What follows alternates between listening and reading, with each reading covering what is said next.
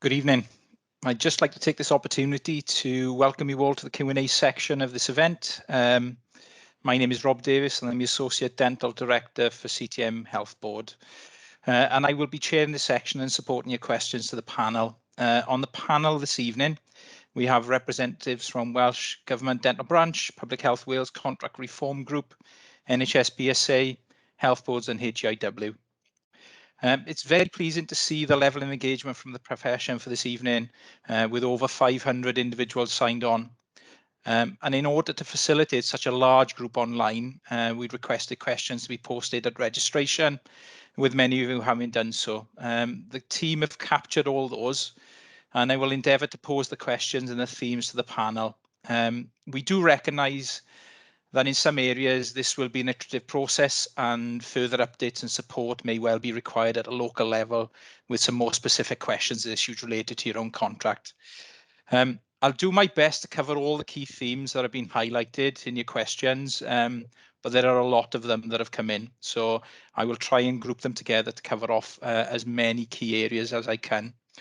As the session moves on, and as you've already been doing, if you'd like to post further questions or queries, then please pop them in the chat bar. And as time will permit, I will pose those to the panel. To reassure you all, the questions will be captured and collated and the themes will be added to a revised FAQ and responses document. So I'm just going to make a start and ask the first question that's come in. So the first question will be directed to Warren Torrey, Deputy CDO, and to Anna Karki. So the practice I owned is in a very high needs area, and prior to the pandemic, I always struggled to just meet my UDA commitment before I went into the early stages of contract reform. Those small changes did help me start to change the way my team worked, which did help. What are the key benefits to my patients and staff of accepting the contract variation, as I would struggle to go back to delivering all the UDAs, particularly with the continued COVID restrictions in dentistry? Me to start, Anna? Shall I kick off? Yeah. We're moving on from contract reform and following the principles there, but with the variation, we've advised health boards that at the end of the year, if you've got a lot of high needs patients, then health boards will have the flexibility to actually reduce that 1280 target in the example, so reduce the number of historic patients that you have to see.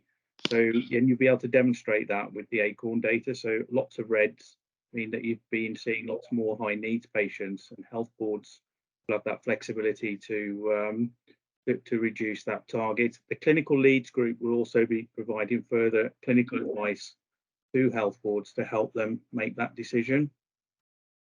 So that's a big advantage. We will, and also in the future, when we get more accurate ACORN data, we will be able to profile your patients more accurately and work out whether you've got more high needs than your colleagues up the road, etc. Anna, do you want to add anything to that? I mean, I agree with Warren. We got the toolkit ACORN, and I would obviously like all practices to join the reform program. So although yes, there is a minimum patient target on the new metrics if you join the reform program, but what that ACORN data allows health boards, as Warren said, is to distinguish between high need practices and low need practices. But we also, with our NHS BSA colleagues' help, analyze what kind of activities is done on those high need patients as well. So the information you will have available through the NHS BSA colleagues and the EDEN will be more richer and more data. And so the health boards can use that information at the end of the year contract reviews. And if your practice are seeing lots of high need patients and doing lots of treatment, its health board can consider those factors in and looking into the numbers you'll see compared to the health board average and the world's average. And I would just add to that there will be a mid-year review, so there'll be opportunities at that stage to review your practice profile data.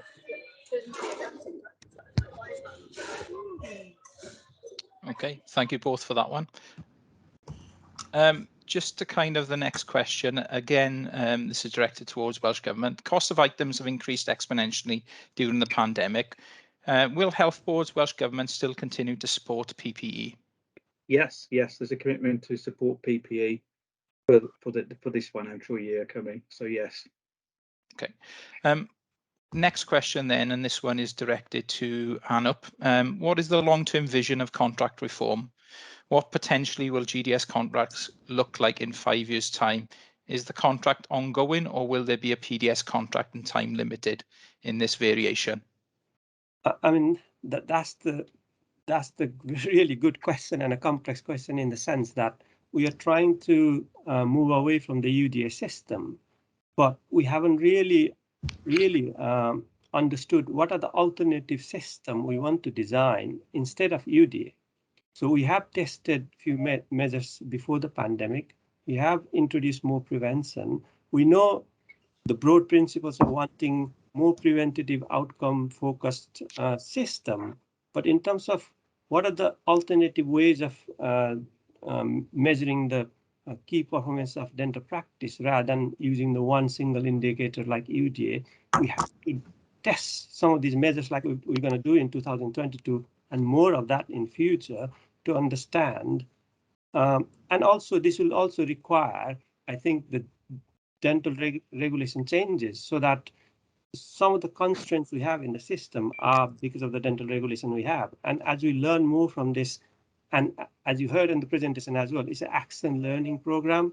So as we learn from this year, ultimately we should have, and no system will be perfect, but ultimately we should have sufficient basket of indicators you could design a contract around it. So I know this is not the right like black and white answer to you, but that's the journey we have to go through to get to where we want to move away from the UDA system. Okay, thank you, Anup. What happens if you choose not to take up the contract variation? Will I still have to do ACON fluoride or fulfill my NICE guidelines? And that question again is towards Welsh Government and Public Health Wales.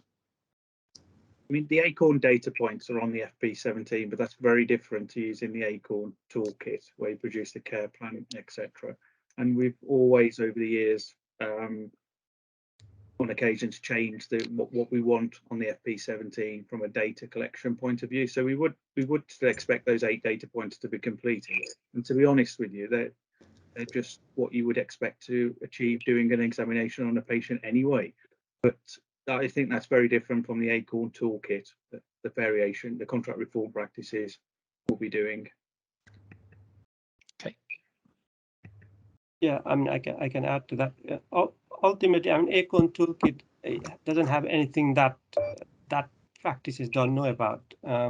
It's a simple enough toolkit to be used. So even I know even during the reform program before the pandemic, some of the even private practices have used ACORN toolkit so that you can carry out more comprehensive risk and risk assessment than they have done under the previous system. So I know, like what Warren said, the FP17 form is kind of mandatory, even if you go under the UDA system. But the value of the ACORN toolkit is in understanding the needs and the risk of that patient so that you can provide more preventative care.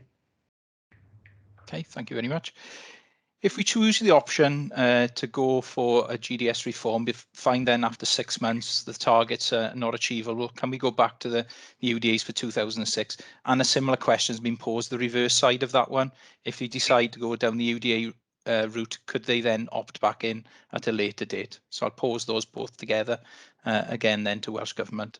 I mean, we've still got clarification around this with the lawyers, but my understanding at the moment is you probably not be able to opt in halfway through the year if you decide to opt in, although we've still got to work that through. And it's the same if you're partway through the year. If you opted out, then there have to be some kind of formula made to work that out, but you go back to the UDA contracts obviously at that stage.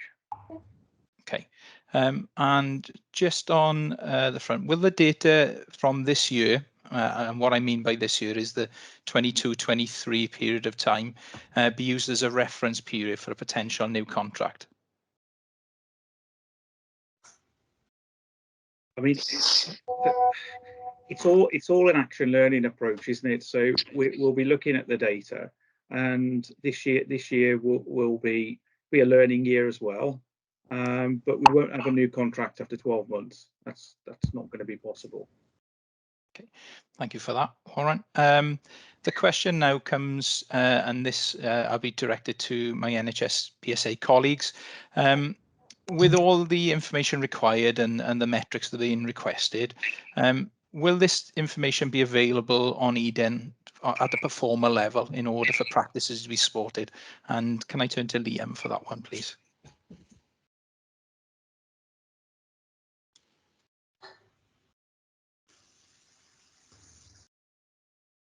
Sorry, Teams is playing up.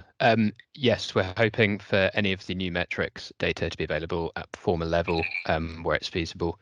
So yeah, that would extend to the likes of fluoride varnish, patient counts, new patient counts, etc., in addition to what's already available. Okay, thank you for that one. Can we opt for the new contract, and will the contract value be paid as a monthly basis? So in other words, what is the payment mechanism? Because the calculations was worked out as a split, but what would be the practices received on a monthly basis? And this is again back to Welsh Government. It'd be 12 monthly payments. Okay, so just to clarify, that would be 12 equal monthly instalments as it currently stands. Yes, of your ACV.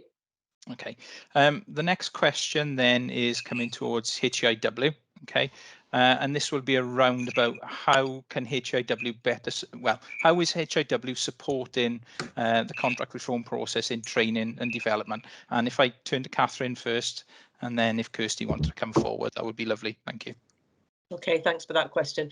So we work quite closely with all our stakeholders to make sure that we follow the direction of travel for restart of contract reform, so we can plan our education and training for the whole of the dental team around that. So some probable recent examples of this would have been workshops for ACON. We've had 5 of those so far over the past 12 months, and we've got another 3 planned, 1 in March, 1 in May and 1 in June. We make sure our communication seminars are appropriate and up to date. So for instance, we had a recent conversation about how teams would deal with patients having difficult conversations. So we would ensure that our communication training programs reflected that. Our expansion of skills, as Kirsty was saying earlier, in terms of extended scope of practice and skills for dental nurses. We're designing a new certificate in oral health education, which again will deal with behaviour change and delivering better oral health, strengthening really on what we've built on with MP WIP, making sure our teams have the necessary skills. Kirsty, did you want to add anything? No, I think you've covered it all there. I think we should probably just mention the quality improvement aspect, and that there's a lot of work going on in that space, and leadership. That will be the offer that will be forthcoming as well, that will support teams going through this process. So yeah. Okay, and the next question, again, I'm going to turn to yourself, Kirsty, within HIW, and Welsh Government may want to comment as well. I am a DFT training practice. How will this contract variation work with my foundation dentist? So our Associate Dean for Dental Foundation Training has asked that question and has had a very clear response that there is no impact to the Dental Foundation trainees. The expectation is that they will still continue to do what they do, and our focus is on quality of training and outcomes. So I think we have assurance that it's not going to impact DFTs who are in practices that choose to continue down the contract reform. Okay, and just a follow-up question which came on the back of that as well is, will the, just hang on a second while they're muted. Will the activity of the foundation dentist be able to support the contract and the contract variation? And this is directed towards Welsh Government, please. I mean, we're in. Yeah, David Hannington's asked those specific questions. We've got to work out the exact details, but if for instance, like normally now at the moment, somebody stays in the UDA contract, then any overperformance is, and most health boards agree to offset that against the general contract. because it's a nominal UDA target. So if you're in variation, then we'd have to work through the exact logistics of that. But I don't really see it impacting at all on variation practices because it is a nominal UDA target. So the funding's still there. As Kirsty points out, it's focusing on the clinical activity for the DF. Okay, thank you very much. The next question then is to Public Health Wales. Obviously, with any change, communication is important, and included in that communication would be how we involve our patients in this. So how or what is the plan to communicate these changes to patients, and how will that be rolled out to support practices and health boards? Yes, so I mean, communication obviously is very important, and communication about these metrics will come from centrally from the program, and we have a work stream 3 on stakeholder engagement group, which discuss this, what are the elements of communication that needs to go out to the public, and we'll work closely as a program together with all the health boards as well. We'll work with the Welsh Government to see what key messages that need to go out to the public, so that public's in a way expectation is also adjusted, because we know the pandemic has a big impact and the care has to be prioritized for those with the highest need first. And then there will be second layer of communication, I believe, working through the stakeholder group as well, through the health boards. So the health boards themselves are working on how can they communicate better to their local population. And the third layer of communication obviously will be from the dental practices, trying to explain, as they have joined the reform program, how that changes. Sorry, there's a bit of noise.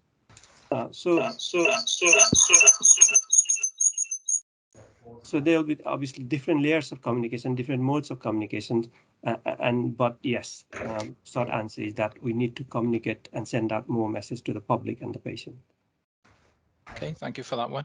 And the next question then is, will my practice skill mix be able to support my historical... I'll hang on again, I'll repeat that one. The joys of Teams and live streaming. So will my practice skill mix be able to support my historical patient management and be able to claim using the FP17W? And this question is to Public Health Wales. And then if Welsh Government would like to come in on that, that would be lovely. I mean, yes, we do want to encourage maximum use of a skill mix. So my short answer is yes, use as much skill mix as you can, really. And as Kirsty touched.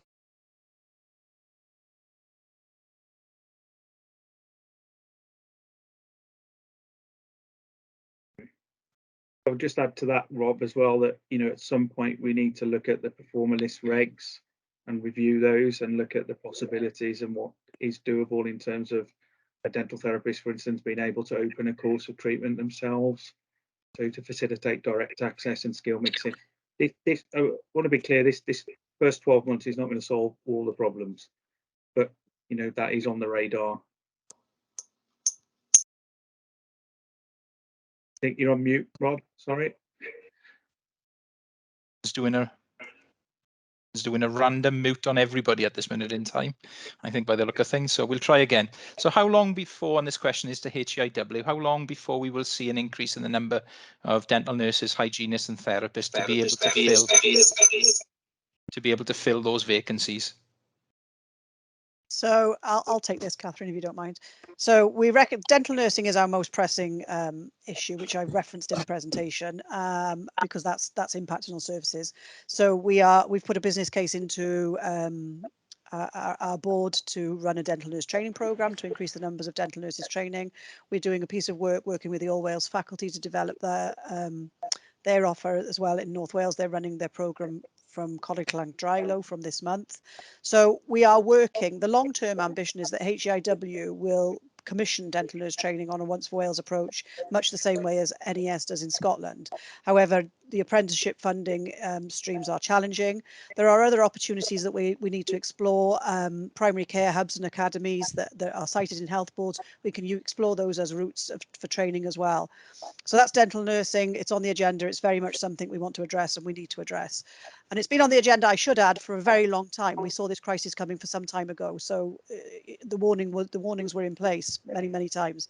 Hygienists and therapists, as I mentioned earlier, a contract has been awarded to Bangor University to train more hygienists in North Wales, and we're working with Bangor University on that. It will be an innovative model, and they will be using dental practices as placements. So we're quite excited about that and how that will work. And then therapists will continue to come out to Cardiff, and we'll look to improve our offer of foundation training for dental therapists and consolidate what we already offer. So I think that's a summary. Okay, thank you for that one, Kirsty. Just on that one, when we're talking about workforce, and you may want to comment on this, Kirsty, and this will go back to Welsh Government as well. I've struggled to recruit dentists since the pandemic. Will this be taken into consideration when working out my targets? So I know it's not directly related to HIW as far as targets, but the workforce issue as far as dentistry is concerned. Yes. Sorry. Well, I'll talk about the workforce. You talk about the targets, Warren. Yeah, I mean, it's if you've got, I think what they're trying to say there in that question is if you've got a contract size that was previously delivered by three dentists and you're now down to one dentist, then obviously you haven't got enough workforce to deliver that size of contract, and that will be, you'll have to have a discussion with the health board on how you manage that. But you couldn't carry on paying £1 million contract and there's only one full-time dentist in the practice. That's just not good use of public money, is it? That situation, obviously a contract value would have to get reduced to what's reasonable for someone to deliver. Okay, thank you, Warren. Kirsty, if you want to speak around the workforce then on that one. I mean, again, I referenced it earlier, but we are doing a lot of work, and our clinical fellow has a project specifically looking at recruitment and retention of dentists in Wales and young dentists. There's a lot of work going on looking at the career pathways, and you may be aware of the work that's going on in England, advancing dental care and the dental education reform programme, and we're looking across at that as well and how that will impact Wales, particularly in terms of the supply, because we use national recruitment to come in. So we are looking across at those. So it's just really that it's absolutely on our radar and on our agenda as well. Okay, thank you for that, both. And this question is directed to NHS BSA. So the FP17W have a number of new data points that require completion, but the software companies are slow to react, making auto-populating difficult. Okay, so it actually says, can Welsh Government support in this? But first of all, can NHS BSA explain what's been ongoing with the software companies, and then if Welsh Government want to comment then afterwards, that would be lovely. Thank you. Hi Rob, thanks for the question. I think when it comes to updating the DPMS providers, which is a variation of packages out there when it comes to software that could be used, we do give a steady lead time in anticipation of any change being implemented. And as far as we've been aware with regular discussions through our customer liaison managers with service improvement colleagues, we've been engaging quite closely with them, and there's nothing indicating that software companies won't be in a position to have any products updated ahead of the April launch. Okay, thank you. And Warren? Yeah, I mean, just to reiterate what Grant says, we have regular meetings, Welsh Government and NHS BSA, and we ask them what is possible. They look at it, see what they can do, and then they liaise with the software companies to make sure that's possible as well. There's no point introducing a new data point and can't actually be achieved either by NHS BSA or the software companies themselves. Okay, but there are so many software companies out there, Rob, as you know, and as independent contractors, we can't control which software company people use. It's a shame, really. Ultimately, it'd be great to have an all Wales system, but we're not there yet. Okay, thank you for that one. Both. The next question now is around kind of the principles of care and caries pathways, just to support how practices deliver these new ways of working or a more preventative focus. So can you explain more about the principles of care and caries perio pathways, and when can we expect to see them? Can I ask that question of Paul, please? Yeah, sure.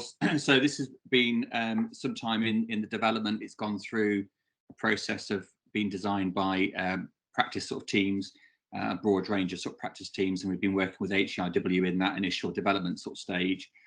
We went out for like an informal consultation in terms of the principles behind it, and now HEIW are testing that in a set number of practices, so it's in its piloting sort of phase. And the idea there would be to get an idea of what practices on the ground feel about the process. I mean, essentially, it's good clinical dentistry, and many will be doing this already. But the idea there, and I noticed some comments in relationship to ACORN, etc., that the principles of care very much sort of align to the ACORN risk and needs sort of status. So hopefully it'll enable practices to sort of manage patients in a way that they haven't been able to do before. So the difficulty of the high risk red caries patient with multiple lesions and trying to fit that into a band 2. So where we are at the moment is both perio and caries are at testing, as I mentioned. Caries has just gone out for testing. It's part and it's overseen by workstream 2 of the contract reform. So we feed back into the strategic oversight group. And the idea would be, once we get it to a stage of listen to the feedback from practices via HEIW, we can then make any sort of final amendments to it. And then it's conversations alongside the Welsh Government in terms of how that then gets implemented, and particularly in relationship to the funding sort of side, and how that aligns with the prospective sort of changes in the way that contracts are remunerated. So exciting times. I would expect possibly to sort of see it at a practice level, probably sort of summer, autumn sort of time. I say there is a sort of stage where we have to sort of listen to the feedback from the practices that are utilising it. But that's been very active, ongoing, thanks to sort of Catherine and Kirsty at HEIW. Okay, thank you for that one. The next question is, when will contract variation documents be provided, and will they need to be signed by the 1st of April? Me to answer that one, Rob? Yes, please, Warren. Yeah, the template is currently being finalised with the lawyers, so Health Board will have a model template to use. As long as there's an intention to join contract variation, they won't have to sign it on the 1st of April, but they just need to let Health Boards know that that's what they intend to do. Paperwork can be done at a later date. We've had that explanation from the lawyers. So okay, thank you for that one. With the timings, yeah. But Rob, with that, we would hope that we'd get the variation document out next week. Okay, thank you, Andrew. Yeah. Okay, that's lovely. Just the next question now, and excuse me for skipping around because there's so many coming in at different areas at this point in time. So these ones get a little bit more specific about historic patients. What is a historic patient and how was that worked out? So again, Warren, if I can turn to you for this one. Yeah. So yeah, we've clarified that. So an historic patient is someone who's had a banded course of treatment transmitted in the previous 4 years. So that doesn't mean that someone who was just seen for an urgent case. We also feel that it's only fair that they've actually completed that last banded course of treatment. So if the patient, for instance, has refused treatment that you've advised, or they failed to complete that treatment, then you won't have a responsibility to see that patient. We've gone back 4 years because we've had 2 years of the pandemic, which means that some patients will have dropped off the list naturally. So that's how we came to that. The target to see the 1280 per 170k in the worked example, that's as I've explained, is a minimum target. We're not expecting people to see every one of their patients that they've ever sent off a banded course of treatment of in that 4-year time period. That we know that's physically not possible, and we've all got to prioritize our patients. It's not unique to dentistry as part of the NHS, and we've been doing it for years. And this year is still a recovery year. The next financial year, we're aware that there's a backlog of treatments, and different practices are in different positions. So we don't expect you to be able to physically recall all your historical patients with that 4-year rule. But what we are asking, if that patient is a priority patient and you prioritize them, or if they've got a known problem, you will offer to see those. Well, you will be expected to see those patients. I hope that clarifies it, because there's a bit of a misconception that you've suddenly got to see, you know, potentially 4,000 or 5,000 patients. No, we're not expecting that at all. Okay, thank you, Warren, for that one. Contract reform pre-pandemic made an allowance of 10% reduction in UDAs. That was the basic starting point. Many felt this was insufficient. How can you justify returning to UDAs without making an allowance for the extra work and the time taken to complete ACON forms? And if I come to you, Warren, and Anup on that one. Do you want me to start off, Anup, on that one, and or do you want to start off? You go first. Yeah, we have. If you look at the data, then we are really, I think, based on averages, probably looking at that stage after the 20% reduction in UDA. So there's certainly more time to see your patients under this variation, in our opinion. So the time is there to do the ACON and do it well.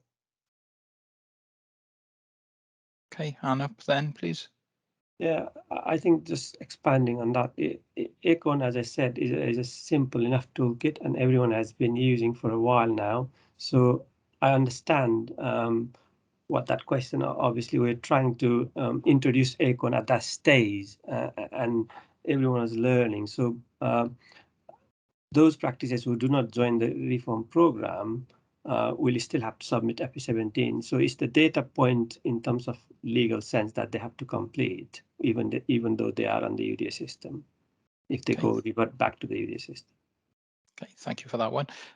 So the next question is, why are the changes being made so close to the 1st of April, with many of us with appointments booked filled up for a number of months? And again, yes, please, to Welsh Government, yes, it is. I mean, yeah, it's timing. A lot of these things, as you know, we've been living through COVID. We've had a lot of twists and turns to the pandemic. You know, there's not making excuses now, but we're down on staff at the moment. There's a lot of things to work through with the lawyers and where we're going, and you know, it's been very difficult to plan anything for more than 3 months ahead when you've got an ongoing pandemic. So yeah, and when it's not unique to Wales in that regard. Okay, thank you on that one. The next question is then related to a practice. It's in a, again, says in a high needs area. And they feel that they might not reach the new patient targets. And then there's another question saying, what if I hit the new patient's targets early? What are the implications to me as a practice then? Will I still need to continue to move forward? So again, that question is directed to Welsh Government. I mean, myself and Andrew and others have been discussing this, and at the outset, if you decide to join the reform contract variation, then you can agree with the health board who supplies those patients. So if the health board is happy to supply the patients, you're happy to accept patients from the health board. If at the end of the year there's a shortage of patients, then that's reason for not imposing a financial sanction. Likewise, you may decide that you want to find half yourself or half from the health board, but as long as you've agreed that from the outset what that arrangement is and it's mutually agreed, then I think the responsibility will either be the health boards or part of the health board to supply those new patients. If you exceed that target early, then you've exceeded it. It's like with the UDA system, isn't it? If you did all your UDAs at month 8, then you finish, you know, and we've always asked, even under the UDA system, that you sort of spread your activity over 12 months rather than trying to get it all done in the first 2 months. But that, you know, there is a risk with the system, and it's still a very high trust environment, and we're asking you to maybe spread it out. But of course, if you suddenly get a huge demand of new patients, then and you accept them on a block, then that would work as well. But the metric's the metric. Okay, thank you for that one. So can the panel clarify the provision of urgent care for all historic patients? Is this only limited to the 4 years, or is urgent care expected of any patient who has ever been seen to the practice under the NHS? I think we've clarified that already. It's only for those that have had a completed banded course of treatment. Okay, thank you for that one. And the next question then, which is on the list for this one now. Bear with me 1 second, just scrolling through to the latest ones, so they keep coming up. Software specification for April does not include all data points unless an ACORN is in the treatment plan, so not applicable for the UDA only contract. I think we've clarified on that one, but did you just want to reinforce that message again, please, Warren? Yeah, I mean, the ACORN data points are on the FP17. As I said, we feel that you'd be able to do that from examining a patient, but ACORN toolkit is something else, and that's about care plans. Having those conversations, it's more involved. So I think we've clarified that already. Okay, thank you for that. I'm an associate in a large practice. How will I be expected to be paid under these new systems? And again, that's directed towards Welsh Government. Do you want me or you, Andrew, to pick this one up? I think with this one, BDA are drafting something. I think they're drafting guidance for payment to associates. Maybe someone from the BDA can confirm that. I saw Russell was on. Okay. Okay, we'll pick that one up then with Russell around those kind of areas. How will superannuation be affected by this, or will superannuation be affected by any of these contract reforms then? And the question then to Andrew, please. No, there's no effect. NHSBSA have confirmed that the way superannuation is calculated is taken into account in the if anyone's signing up for the contract variation. Okay, thank you for that one.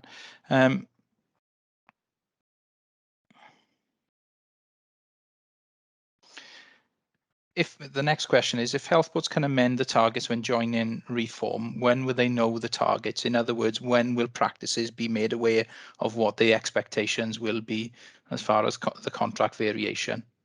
Will that come out as part of the letter that you mentioned next week? I mean, I can speak for my own health board, Yep. but yeah, we would expect health boards to write out to the practices explaining what the metrics are for their specific ACV or contract value.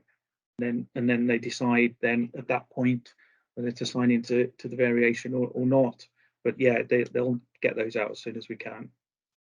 Okay. The next question then is from practices that say currently the practice historical patient base is very large and with long waiting lists in time. How can you expect us to take on any further patients around those targets? Well, yeah, I mean, everyone's in a different position, aren't they? In terms of some practices have got on top of work, some have got backlogs, and there's differential between practices. But once again, it's that mitigating factor, isn't it? If you've definitely got huge amounts of red ACORN patients, I mean, any patients that are taken into this financial year, obviously they'll count towards the 1280 patients if they had the treatment started the previous financial year, because it's the formal count at the time of the completion of the treatments. Okay, thank you for that one.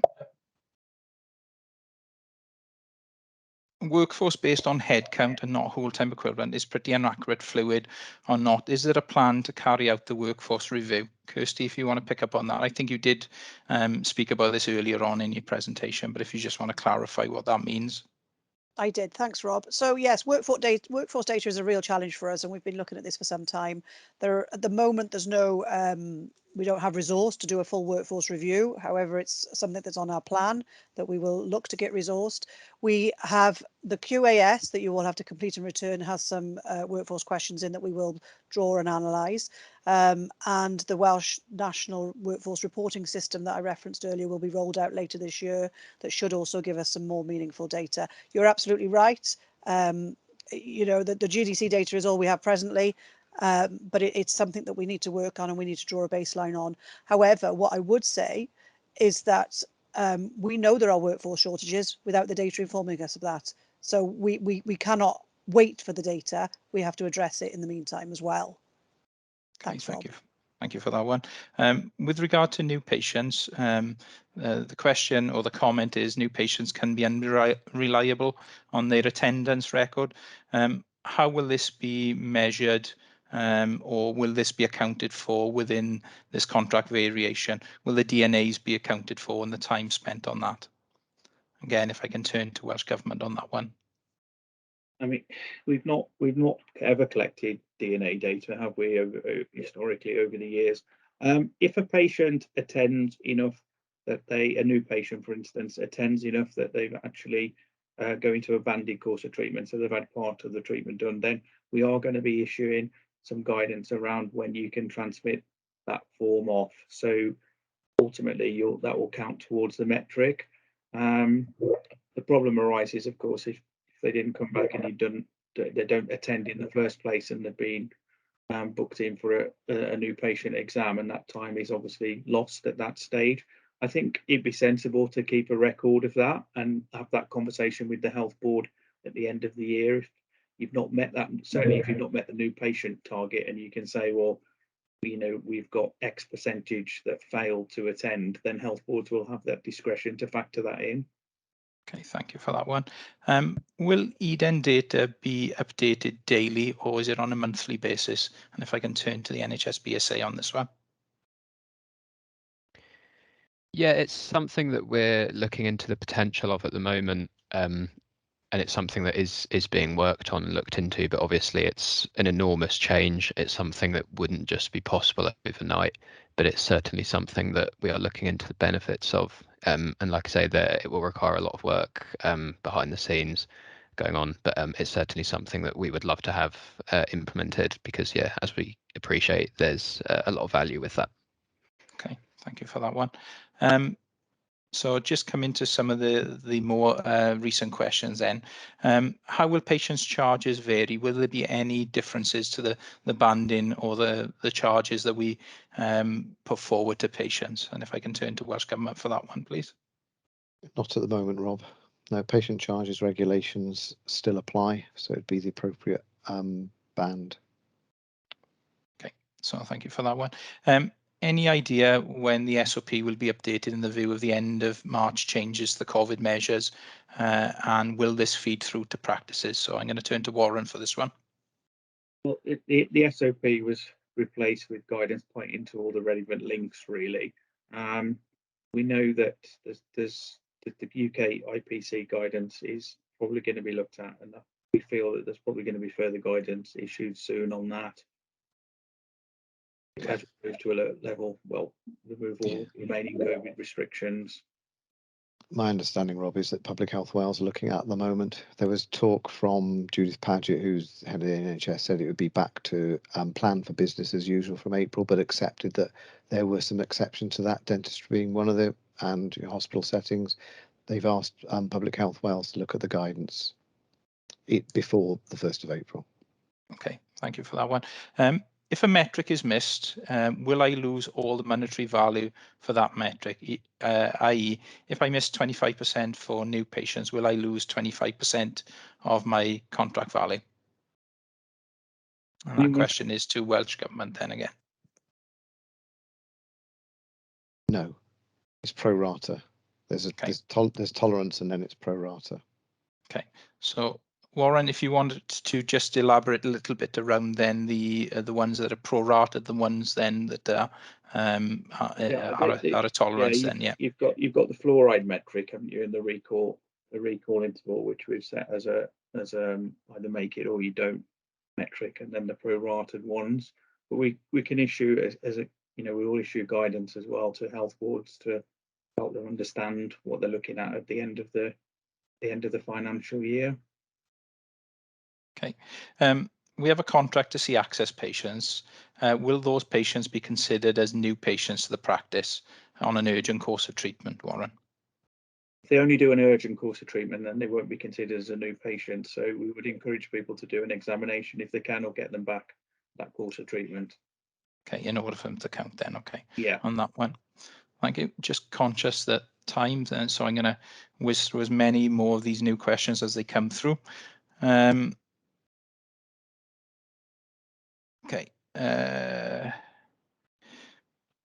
a number of practices have said that this will disadvantage their existing patients. Do we have a comment on that one from a needs-based kind of perspective on this one? I'll turn to Anup on this one. Again, the metric is for the number of patients to be seen, either the historic patient base or the new patients. So idea of the contract reform was to reorientate this towards the need-based service. So there is almost, if you have more than that minimum number of patients in your historic patient base, then there's a need for that prioritization of who needs to get seen first. And because of the pandemic effect on all NHS services, including dentistry, that prioritization is even more important now than before. So some of the patients with healthy mouths, let's say green on the acorn toolkit, while they may have had 6 monthly in the past and then yearly checkup and assessment, they may need to wait longer because the other patient will who need treatment will need to be prioritized. So that's the reality. I think that the patient who need urgent dental care and those who need treatment have to be prioritized first. Okay, thank you for that one. The next question now, will there be any media coverage to give practices help with information given to the patient? So I know we asked about the comms plan, but this is specific then around the media. Is there anything planned centrally from Welsh Government or to support health boards to deliver this as well? And that question's to Anup and the team. So is that the same similar communication question? It is similar, but then it was kind of more specific around the kind of the how it's going to work and the timings. Again, the program has to meet a program team meets every Thursday and will discuss with Welsh Government colleagues how and what kind of communications we need to put out to the public. And we have started that conversation in one of the work streams for the program. And also health boards, as I mentioned before, are already looking at how they communicate to the local population as well. So it's a joint effort between the program and the health boards, and obviously practice will need to do their bit as well. So yes, we do need to communicate out to the public that the reality of the situation, and I'm sure health boards will do the same through various channels. Okay, thank you for that one. And there's time for a few more questions then as they come in through.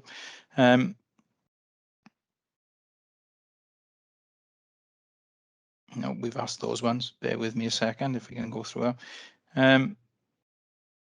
We've answered that one.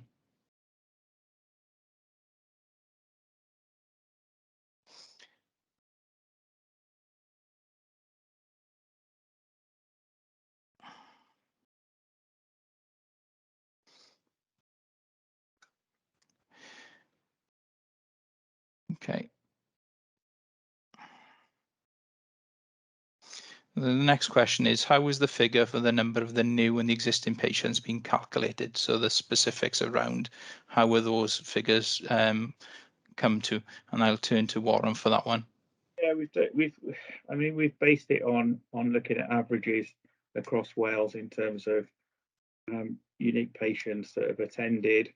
Some of it is a learning year, and we will have to see whether the figures are under or over, depending on your point of view. So, this is not something that's written in stone. It's a contract variation, and learning from this year ultimately leads hopefully to a new contract. But yeah, what we've tried to do is, because we've made UDAs almost irrelevant, it's just a nominal UDA target. It means that differential where some practices had £30 a UDA, £40 a UDA, or the ones at the lower end that were £24, £25 a UDA, that's more irrelevant now.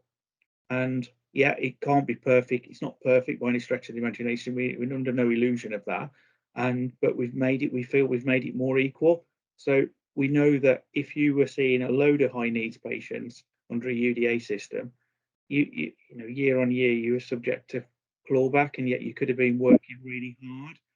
if you sit down and do the maths with these proposed metrics, you'll see that it's achievable. You might have to still work harder than someone who has more low needs patients. We understand that, and it's still a very high trust environment. But I think this is, and I genuinely feel this is a reasonable offer, working with the existing contract that we've got and how far we've gone varying it. We've significantly moved from UDAs, and I mean I've seen some of the comments that are just coming up now, and there has to be unfortunately a sanction associated with these things. We've seen in the current COVID recovery years, when we don't have a volume metric of any sort, we get activity that, a huge range between practices. So, but we've also hopefully have given enough guidance to health boards that they understand what the data will be coming through the ACORN data, so they will be able to sit down, and it's not an automatic done that you're going to get a financial penalty if you don't achieve that 1280. If you can clearly demonstrate that you are doing these red patients. So I think it's much fairer system than the existing UDA treadmill. Okay, thank you for that, Warren. The next question then is to the NHS BSA. When will Eden data be available to corporate or larger practices or limited contracts? I'll pick that answer up, Liam, to save you a job. As far as I'm aware, we're not close to it. Our work is underway in the background to make that happen. What we will do is commit to providing the answer after this meeting, so we'll need to liaise with a couple of internal individuals to get the right answer provided back. So it shouldn't be too long getting your response. Okay, thank you for that one. And the next question is, Robo Practice has been heavily committed to in-hours access sessions over the last few years. Are these patients now historic patients? I know this has been answered previously, but I know a lot of individuals are coming in and out, so it might be worthwhile.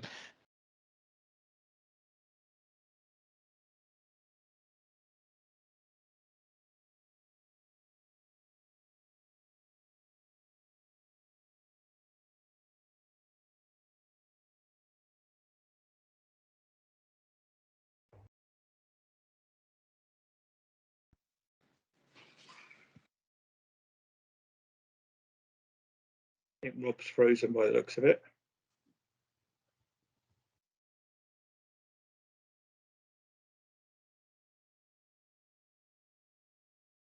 I can't remember his last question now. Who was it directed towards? You, I think, Warren. I think it was about the historic patients again. Yeah, could you just particularly, Warren, for those practices that have access surgeries, and how do they classify in this new scheme? So I'm not quite sure what he means by that question. So practices that have already got separate PDS access contracts. That's what I understood. Yeah. Yeah, I mean they'll be outside this contract variation. That's a local agreement between the health board and the practice.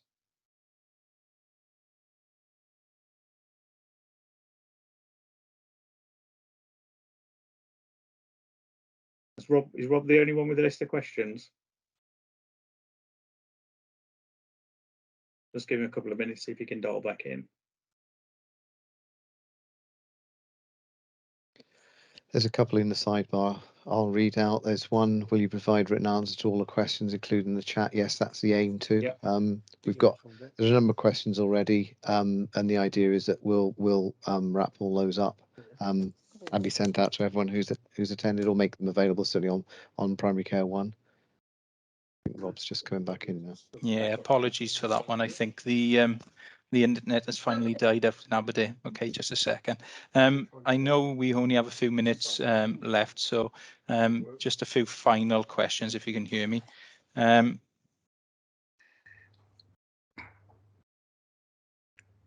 Practices with higher UDA values will have higher patient numbers and potentially may not join reform. How can we, just encourage or support those to consider that then? If I can turn back to Warren for that one. I'm not quite sure why. Say it again. Practices with higher This is the values or numbers? Yeah, this is the question. So practices with higher UDA values will have a higher patient number and will not join the reform. I'm not sure if that is a clear question or a statement. I think if you'd just like to give a bit of clarity around it. I mean, obviously your contract value will determine what numbers you need to see, but I'm not quite sure. But you would have thought that a practice with higher contract value will have more staff to deliver that service. So I'm not quite sure what the meaning of that is. Rob, I'll have to go to the main room. Yeah, no problem. So just on this one now, so and this will probably be the last of the question, how will innovation funding be affected by this, or will innovation funding be affected by any of the contract variations? You want me to answer that one, Andrew, or? Yeah, sorry, I was reading one of the questions that the innovation. Sorry, the innovation funding will become part of the ACV, so your actual contract value. Okay, thank you for that one.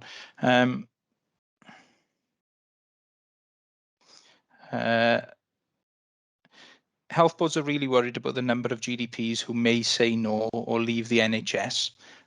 What is the position as far as the contract? So does it currently end on the 1st of April, or will that GDS contract time limit carry forward if any notifications of leaving come into place? So if an individual doesn't want to sign up to the contract variation and then doesn't want to carry on with the UDA commitment and the NHS commitment, what would be the period of exit be? It's normally, I think it's normally 3 months. I'd have to check that because I can't remember now, but I think it's normally 3 months notice. 3 months in the current contract, so in GDS contract regs. So it will refer back to that one. Yeah. Okay. On that one then, I think I'm coming to the end of all the questions that I've been posed. Okay, just one last one.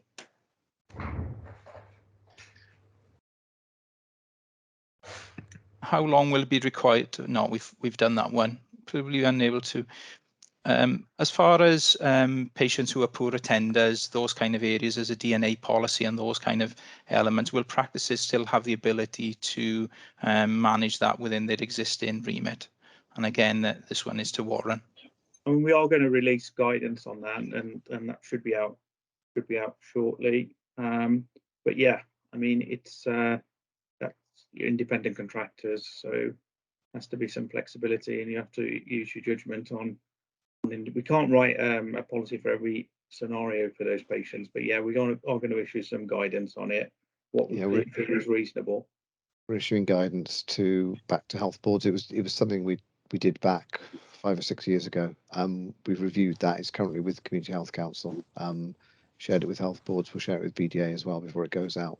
But that's clarification around off-listing of patients. Okay, thank you for that one. And I think at this point we're going to be coming across to the other, I believe. If there's not any more questions. We've got 5 minutes left. Okay, so I'm going to take a few more questions. Anybody else would like to post anything?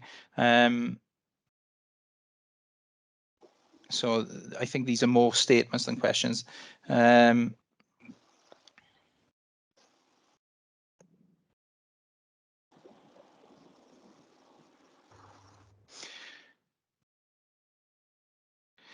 Okay, this question is, can we bring back registration and a base practice income on a unique registered patient number, which includes a high trust environment, and let practices look after their patients similar to GP practices?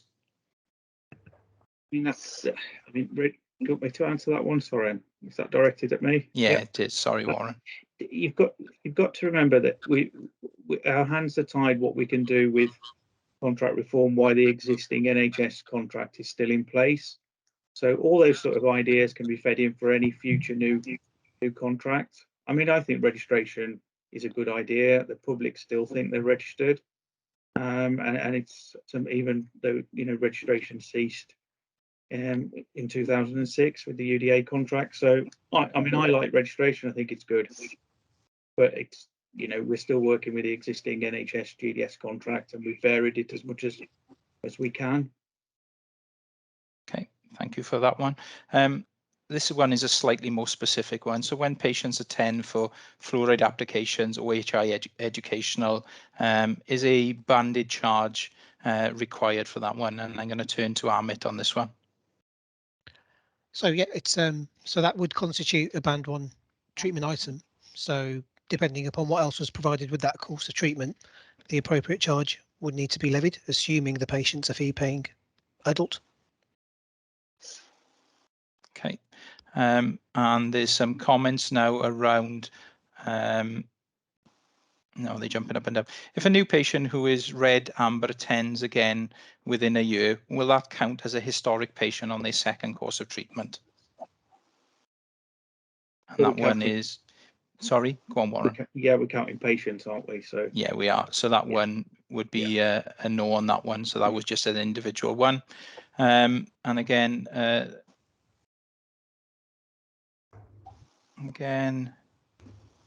patients go nowhere. Okay. The specific ones for Caroline. What happened to the capitation payments promised? I think you've answered that one in your response there, that the direction of travel is within the realms of the existing contract at this stage.